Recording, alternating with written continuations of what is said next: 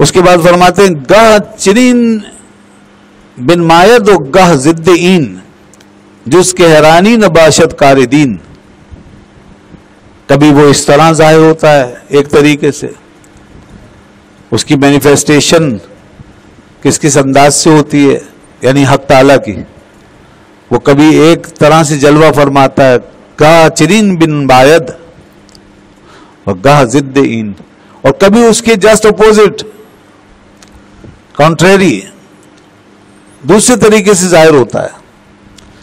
کبھی ایک طرح کی تجلی، کبھی دوسری طرح کی تجلی. کبھی وہ اس راستے سے دیتا ہے، جیسے اوپر جو آیا اسی کو اگر ہم اس کو اس سے جوڑیں اور اس کانٹیکس میں سمجھیں تو کبھی وہ جذب کے راستے سے دیتا ہے، کبھی سلوک کے راستے سے دیتا ہے. یہاں بھی اس کی تجلی ہے، وہاں بھی اس کی تجلی ہے. یہ اس کی شان. اور ویسے اس کو اور عام کر دیں تو اس کا مطلب ہے کہ بس اس کے جلوے مختلف طرح سے ظاہر ہوتے رہتے ہیں، نمود پاتے رہتے ہیں. اس کی تجلیاں بے شمار ہیں، اس کے جلوے بے شمار ہیں، اور ان کا ظہور پتہ نہیں کتنے طریقوں سے ہوتا ہے، یہ بتا رہے ہیں. اور ہر طریقہ مختلف ہے، اس لیے فرما رہے ہیں کبھی تو اس طرح ہے اور کبھی اس کی ضد کے ساتھ ہے. جس کے حیرانی نباشت کار دین. اب ایسی صورت میں جو اس کو پانے جائے گا، جو اس کا قرب چاہے گا، جو اللہ کی معرفت حاصل کرے گا، اس کو سوائے حیرانی کے کچھ نہیں ملے گا. جز کے حیرانی نباشت کار دین، یہ دین کا کام جو ہے نا، یہ سوائے حیرانی کے اور کچھ نہیں ہے.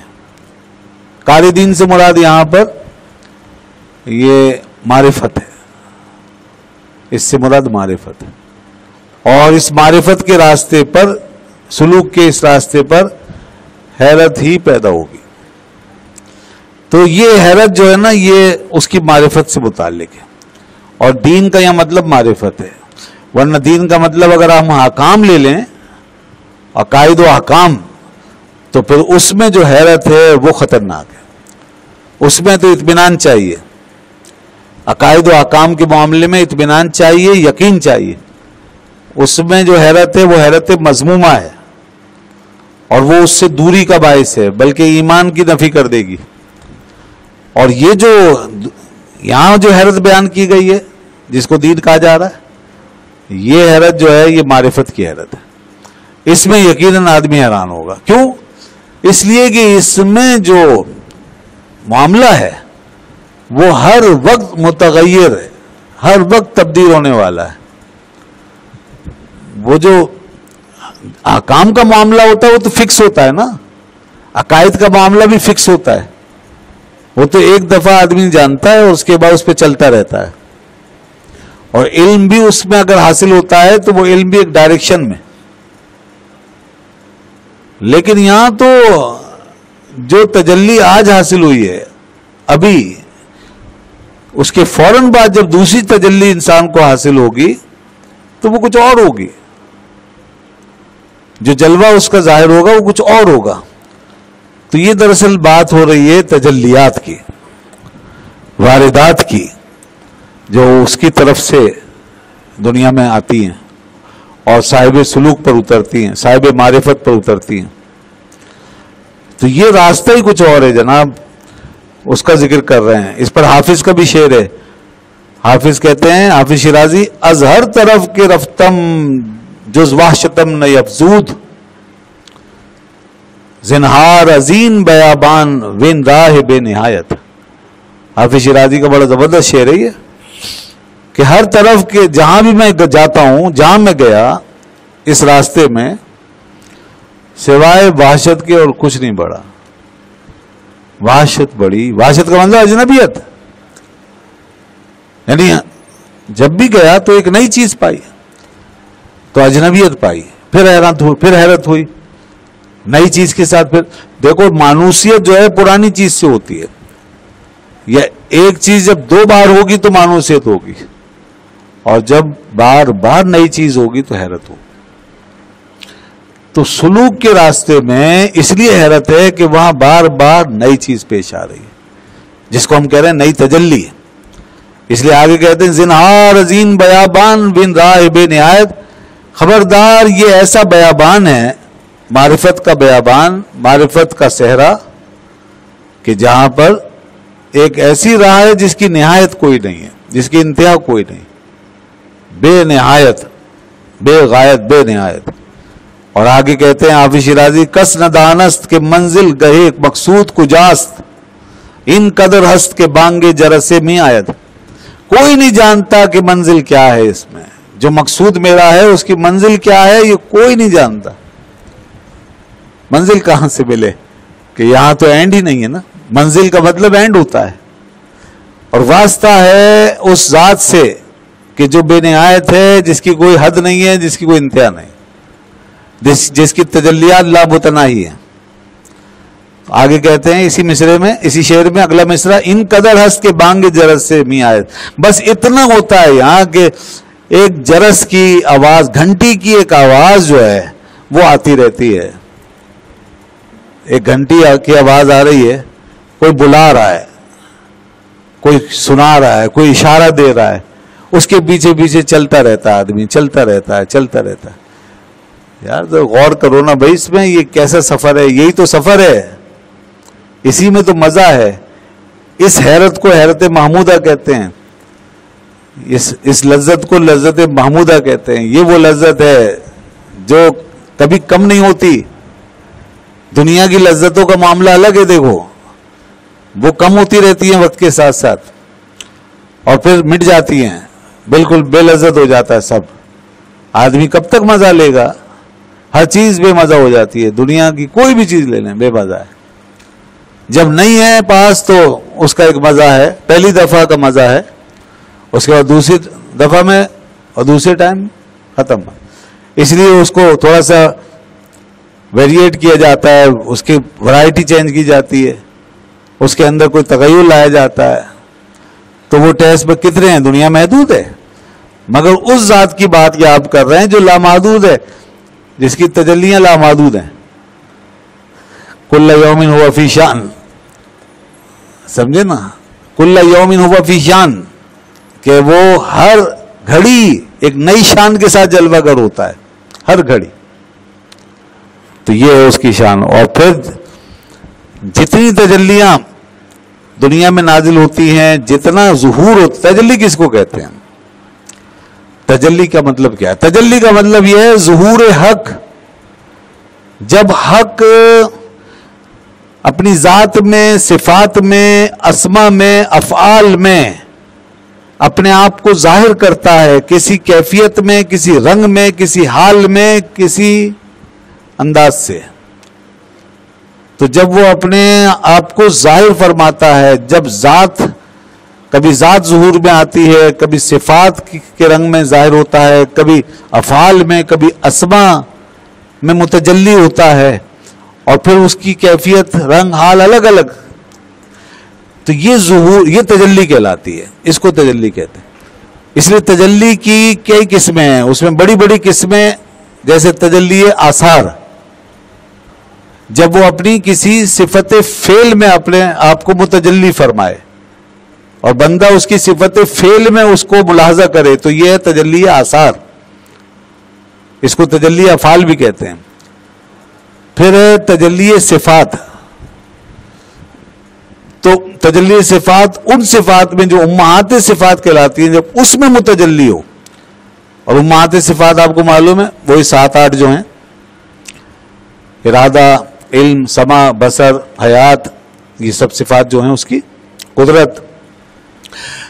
تو ان میں جب وہ اپنے آپ کو متجلی فرمائے، صفات، یہ امہات صفات ہے، یہ تجلی صفات ہے۔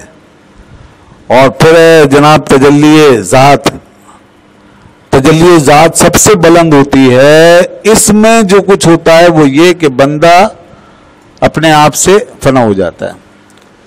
جب انسان کو، بندے کو یہ بھی نہ پتہ چلے کہ میں کون ہوں، میں کیا ہوں، میں ہوں کہ نہیں ہوں، تو بس یہاں تجلی ذات کا ظہور ہوا ہے، اور پھر صرف اور صرف وہی ذات رہ جاتی ہے جس کو وہ ملاحظہ کرتا ہے۔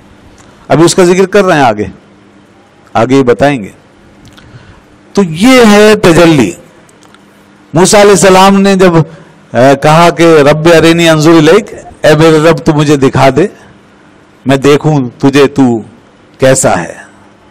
رب ارینی انظر الیک قال لن ترانی، تو منع فرمایا کہ آپ نہیں دیکھ سکیں گے. تو پھر آگے فرمایا فلما تجلی ربہ للجبل، پھر رب نے تجلی فرمائی. یہ قرآن میں تجلی کا ذکر آیا.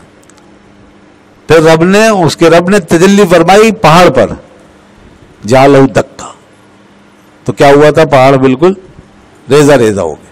وخر موسیٰ صعقا، اور موسیٰ علیہ السلام بے ہوش ہو کے زمین پہ آ گئے. تو یہ ایک تجلی تھی جو وہاں ظاہر ہوئی. تو کون سی تجلی تھی، کس نوعیت کی، اللہ ہی جانے. کہ اس کی ہیبت، اس کا جلال اور اس کے اثر کو حضرت کلیم اللہ علیہ الصلوۃ والسلام بھی برداشت نہیں کر سکے. تو لامتناہی تجلی آتے ہیں، بے شمار جمالی جلالی اسما کی تجلیات، ذات کی تجلیات اور اس کی صفات کی اور افعال کی، اور پھر اس کے بعد ان کی کیفیتیں بے شمار کے. اب میں وہ بات بتاتا ہوں جو بتانے لگا تھا کہ یہ علماء صوفیہ فرماتے ہیں، مشائخ ہمارے، کہ ایک دفعہ جب کوئی تجلی ظاہر ہو گئی کسی پر بھی، دوبارہ پھر وہ تجلی نہیں آتی، نہ اس پر نہ کائنات میں کسی اور پہ. اللہ اکبر. آپ ذرا اندازہ کریں بھئی، آپ اور ہم کتنے جلووں میں ظاہر ہوں گے کسی کے سامنے، بتائیں کتنے ہم انداز یا رخ یا رنگ اختیار کریں گے. چند ایک ہی ہوں گے، اس کے بعد ختم. جتنے آپ انداز اور جتنے میک اپ کریں، جتنی آپ خوبی اپنائیں، جتنے آپ رنگ اپنائیں، جتنے آپ لباس اور ڈریس چینج کریں، جتنی کھالے چائے بدلیں، چند ایک کے بعد ختم. اور اس شان کو دیکھو. یہ کل یوم ہوا فی شان کا مطلب یہ سمجھ لیں، یہ صوفیہ کرام ہی سمجھا سکتے ہیں اس کو، کہ وہ جب ایک دفعہ متجلی ہوتا ہے نا جس شان سے، پھر قیامت تک دوبارہ اس شان سے متجلی نہیں ہوتا. یہی اس کی شان ہے کہ اب دوسری شان دکھائے. اس کے یہاں تکرار نہیں ہے، اس کے یہاں تکرار نہیں ہے.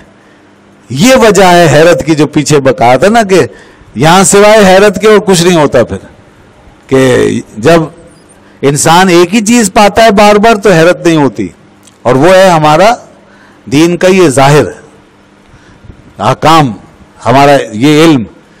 اور جب انسان اس کی طرف جاتا ہے اور دین کے مقصود کی طرف بڑھتا ہے اور اس ذات کو پاتا ہے، تو پھر وہاں حیرت ضرور ہوگی، اور سوائے حیرت کے اور کچھ حاصل نہیں ہوگا.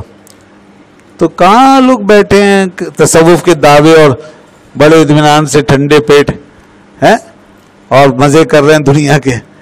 اس راستے میں تو حیران در حیران، حیران در حیران، اور ایسی ایسی حیرتیں کہ انسان جو ہے وہ پھر دنیا میں کہیں قرار و استقرار نہیں پاتا. وہ تو اندر سے ایک سمجھ لو سیلے رواں ہے پھر، اور اس کا تو ہر وقت ایک کیف و سرور کا عالم ہے، اس میں چل رہا ہے. تو وہ کہاں دنیا سے دل لگائے گا، ہے نا. اس طرح ہیں اس کی بے شمار ہیں. اچھا، میں نے پہلے بھی بتایا تھا، یہ بات آئی تھی نا کہ تجلی و تجلہ.